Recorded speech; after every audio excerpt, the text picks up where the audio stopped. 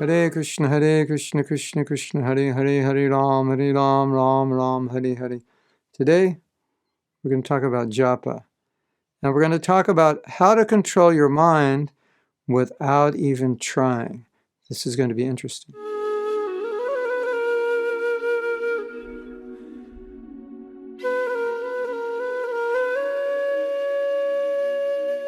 As we all know, one of the big problems in chanting japa is the mind wanders, because that's the nature of the mind. If you don't try to control your mind, it just kind of wanders wherever it feels like it, like another entity within you that has its own mind. No pun intended, actually pun intended. It has a mind of its, your mind has a mind of its own. It doesn't necessarily think the way you want it to think, as you know well, because you have a mind. And when we chant japa, we want our mind to settle down and be focused on hearing, focused on thinking of the qualities, pastimes, lila, and the meaning of the mantra. We just want to be absorbed.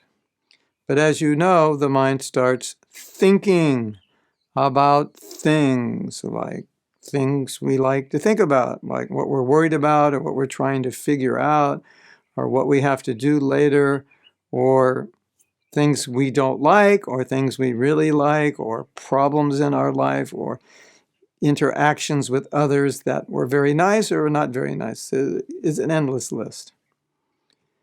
And in trying to bring the mind back, which is the process, it can take a lot of energy. And sometimes it could actually take energy away from the energy you should be giving to chanting, just trying to control the mind. So one thing I discovered that is extremely helpful is that before you begin chanting, you have to be able to turn your mind off, or what I call unplug it, because we're plugged into our lives.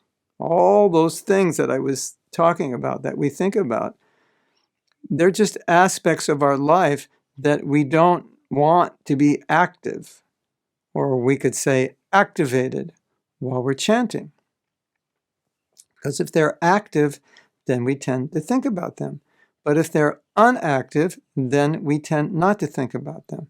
Just like, for example, sometimes you'll do something, and within the context of what you're doing, it's inappropriate to think about other things. So naturally, you won't think about it. Just like, let's say, you're on vacation.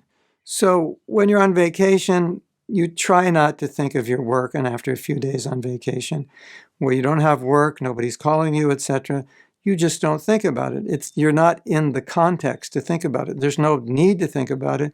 You're not in your office. You're not being asked to do anything, so you don't need to think about it. So that would be a plug that gets unplugged because of a vacation. Let's say you're a student, you're studying, you go to the library, you finish your study for the day, you unplug. You don't need to study anymore.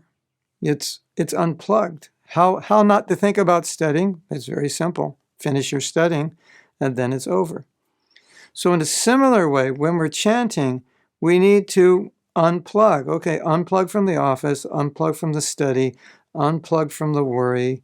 All these things can wait. They'll all be there when you finish chanting. Well, maybe they'll go away after you finish chanting. But you understand my point. If you are plugged in, it sends a message to your mind that it's okay to think about these things. We're still within our normal context. In a normal context, naturally, you will think about these things, and naturally, it's okay to think about these things. You have to think about these things. It's part of your life. But when you're chanting japa, it's not within the context of japa to be thinking about those things. So unless you consciously unplug, which a lot of devotees do, it's totally subconscious because they understand this on a subconscious level.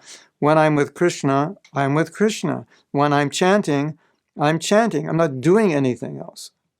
So a lot of you already do this, especially those who are very absorbed in their chanting. It's just like it's an automatic process which they've understood more or less on a subconscious level, that this is what I need to do. I need to unplug. And those devotees who you see who are chanting, who sit down, Hare Krishna, 10 minutes, 20 minutes later, Hare Krishna, 3 hours later, Hare Krishna, they're unplugged.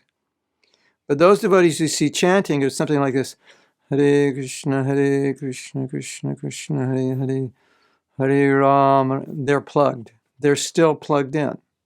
Now, this might sound simple to you and say, oh, is it that simple to control the mind? Think about it. Once you unplug from something, you've just told your mind, we're not going there. We don't need to think about it. We don't need to deal about it. When you finish japa, you can plug back in, which we often do naturally. Okay, now my day's in front of me. I have so many things to do. I plug back in. But if you, before chanting japa, just consciously unplug, tell yourself, tell your mind, we're not going to be thinking about anything except Guna Rupa Lila, Krishna, Nam Guna Rupa Lila, Krishna's qualities. So we'll think about that. We'll think about that. His pastimes, we can think about that. If it's natural, you think about it. Otherwise, you just hear and pray to the holy name and meditate on what the holy name means. But that's all. That's what japa is.